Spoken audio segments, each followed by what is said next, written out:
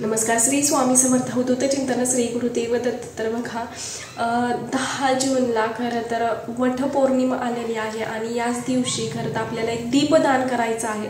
तर ते कुठं करायचं, कसं करायचं, तर त्याच्याच बाबत आजचा हा व्हिडिओ असणार आहे. तर व्हिडिओ नक्की कंटिन्यू करा. तर बघा तुम्हाला काय करायचं आहे की म्हणजे पौर्णिमेचा दिवस हा माता लक्ष्मी आणि भगवान विष्णूंची देखील सेवा करण्याचा खूप मोठा प्रभावी दिवस मानला जातो. तर बघा आणि त्याच दिवशी खरं तर वटपौर्णिमा देखील आलेली आहे. त्याच्यामुळे आणखी हा दिवस खरं तर खूप प्रभावी ही सेवा करण्यासाठी मानला जातो. तर बघा तुम्हाला काय करायचं आहे की संध्याकाळी हे दीपदान करायचं आहे. त्यानंतर आपल्याला म्हणजे नाही का तुम्ही बघा वडाचं झाड देखील या दिवशी दान करू शकता. त्यानंतर तुम्हाला काय करायचं आहे, आता हे दान कुठं करायचं, तर तुम्ही बघा एखाद्या म्हणजे नाही का ठिकाणी जिथं खरंच वृक्षारोपण चालू आहे तिथं सुद्धा तुम्ही ते दान करू शकता. किंवा तुम्ही एखादे म्हणजे नाही का मंदिर वगैरे आहे तर तिथं देखील जागा असेल तर तिथं तुम्ही ते वडाचं झाड लावण्यासाठी ते देऊ शकता. आणि बघा एक सांगणं आहे की वडाचं झाड जेवढंच आपण सेवा वटपौर्णिमेची करत असतो, पूजा करत असतो वडाच्या झाडाची, तेवढंच म्हणजे वैज्ञानिक दृष्ट्या सुद्धा त्या झाडाचं खूप सारं फायदा आणि महत्त्व आहे की जेणेकरून बघा म्हणजे नाही का वडाच्या झाडातून जे काही ऑक्सिजन भेटतो तर ते देखील आपल्याला खरंच खूप महत्त्वाचा असतो. आणि जेव्हा तुम्ही त्या वडाचं म्हणजे नाही का जरी तुमच्या जवळपास जागा असेल, गार्डनिंग वगैरे मोठं असेल तर तिथं देखील तुम्ही वडाचं झाड लावू शकता, जरी दान करणं नाही झालं तरी सुद्धा. तर बघा तुम्हाला काय करायचं आहे की या दिवशी संध्याकाळी वटपौर्णिमेच्या दिवशी खरं तर तुम्हाला म्हणजे वडाच्या झाडाची तर तुम्ही पूजा करणारच आहात, पण तुम्हाला म्हणजे नाही का संध्याकाळी पिंपळाच्या झाडाखाली एक दीपदान करायचं आहे. जसं की बघा पिंपळाच्या झाडामध्ये सर्व देवांचा वास आहे असं म्हटलं जातं. त्याचबरोबर म्हणजे नाही का पिंपळाच्या झाडामध्ये माता लक्ष्मी आणि भगवान विष्णूंचा देखील वास आहे. तर याच दिवशी आपल्याला काय करायचं आहे की त्यांची पूजा करायची आहे.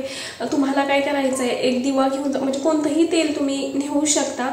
तर ते काय करायचं आहे तिथं जाऊन तुम्हाला एक म्हणजे नाही का जरी कणकेचा दिवा घेऊन गेला तिथं लावण्या म्हणजे हे करण्यासाठी तरी सुद्धा चालू शकतं, किंवा मातीची पंती नेली तरी सुद्धा चालू शकतं. फक्त एवढंच की खाली तांदूळ घेऊन जावा. तिथं तांदूळ नेल्यानंतर त्याच्यावरती हळदी कुंकू व्हा. तो दिवा म्हणजे नाही का जरी तुम्ही कणकेचा बनवला तरी सुद्धा चालू शकतं, किंवा पंती नेली तरी सुद्धा चालू शकतं. तर त्यामध्ये आपल्याला काय करायचं आहे, 2 वातीची मिळून 1 वात करायची आहे. ती वात म्हणजे नाही का तेल कोणतंही असलं तरी सुद्धा चालू शकतं. तिथं जाऊन दिवा लावायचा आहे आपल्याला, अगरबत्ती लावायची आहे. आणि मेन म्हणजे तिथं जाऊन आपल्याला म्हणजे भगवान विष्णूंचं बघा हे झाल्यानंतर म्हणजे दीपदान झाल्यानंतर आपल्याला काय करायचं आहे, अगरबत्ती लावायची आहे आणि प्रदक्षिणा घालायच्यात. मग तुम्ही प्रदक्षिणा म्हणजे नाही का 3 मारू शकता, 5 मारू शकता, 7, 11 असे देखील मारू शकता. फक्त एवढंच की प्रदक्षिणा घालत असताना आणि मेन म्हणजे आपण तिथं म्हणजे नाही का दीपदान करत असताना ओम नमो भगवते वासुदेवाय, ओम नमो भगवते वासुदेवाय या मंत्राचा तिथं जाऊन नामजप करायचा आहे. आणि प्रदक्षिणा जेवढा तुम्ही घालचाल तेवढंच खूप म्हणजे खूप म्हणजे नाही का फलद्रूप एक सांगणं आहे. आणि तुम्ही जरी तुम्हाला हे मंत्र म्हणणं शक्य नसेल तरी सुद्धा तुम्ही विष्णू गायत्री मंत्र देखील म्हणू शकता. ओम नारायणाय विद्महे वासुदेवाय धीमहि तन्नो विष्णू प्रचोदयात् हा देखील तुम्ही मंत्र म्हणू शकता. त्यानंतर बघा तिथं बसून जेव्हा 11 प्रदक्षिणा तुम्ही माराल ना, तुम्ही हा मंत्र ओम नमो भगवते वासुदेवाय हा मंत्र देखील म्हणू शकता. किंवा म्हणजे नाही का तुम्ही गायत्री मंत्र सुद्धा म्हणू शकता. तर म्हणजे विष्णू गायत्री मंत्र देखील म्हणू शकता. म्हणजे प्रदक्षिणा मारत असताना तुमच्या इच्छेनुसार तुम्हाला जसं जमतंय तसं तुम्ही हे करायचं आहे. तर ही सेवा करायची. तर बघा जसं ब्रह्मदेवाने सृष्टीची निर्माण केली, भगवान म्हणजे महादेव हे मृत्यू देण्याचे काम करतात, तर तसंच भगवान विष्णू हे आपल्याला म्हणजेच आपल्या पालन करण्याचं काम करत असतात. तर बघा जेव्हा भगवान विष्णू आणि ज्या घरात म्हणजे जिथं भगवान विष्णू आणि माता लक्ष्मीची सेवा केली जाते ना, ज्या घरात जी महिला करते ना, तर त्या घरात कशाचीच कमी पडत नाही. आणि बघा तुम्हाला एक सांगणं आहे की जिथं तुम्ही भगवान विष्णूंची सेवा करताना तर तिथं माता लक्ष्मीला बोलवावं लागत नाही.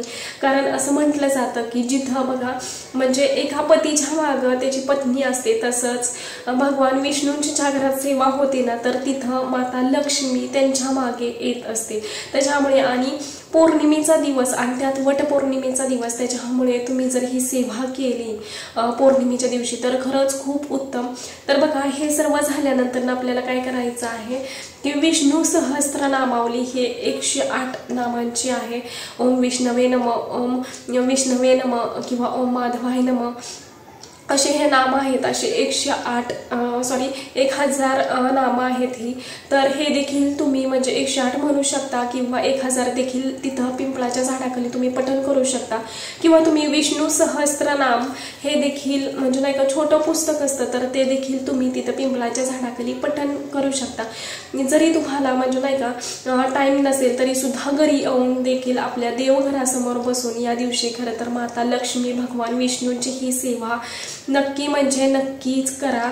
तर बघा ह्या सेवेने म्हणजे नाही का काय होईल की माता लक्ष्मी आणि भगवान विष्णूंचा म्हणजेच घरात वास राहील, आपल्याही घराची भरभराट होईल. आणि मेन म्हणजे ही सर्व उपाय करून वटपौर्णिमेच्या दिवशी नक्कीच आपल्या पतीला देखील दीर्घायुष्य मिळण्यासाठी ही खरंच खूप महत्त्वाची प्रभावशाली सेवा आहे. आणि तिथं सुद्धा आपल्या पतीच्या दीर्घायुष्यासाठी आपल्याला खरं तर तिथं प्रार्थना करायची आहे. जे काही तुमचे आर्थिक प्रश्न असतील तर ते देखील तिथं तुम्ही प्रार्थना करू शकता तुमच्या इच्छेनुसार. म्हणजे तुमची इच्छा जी काही आहे तर ती पूर्णत्वात जाण्यासाठी देखील वटपौर्णिमेचा दिवस म्हणजेच भगवान विष्णूंची प्रार्थना करण्याचा दिवस खूप महत्त्वाचा आहे.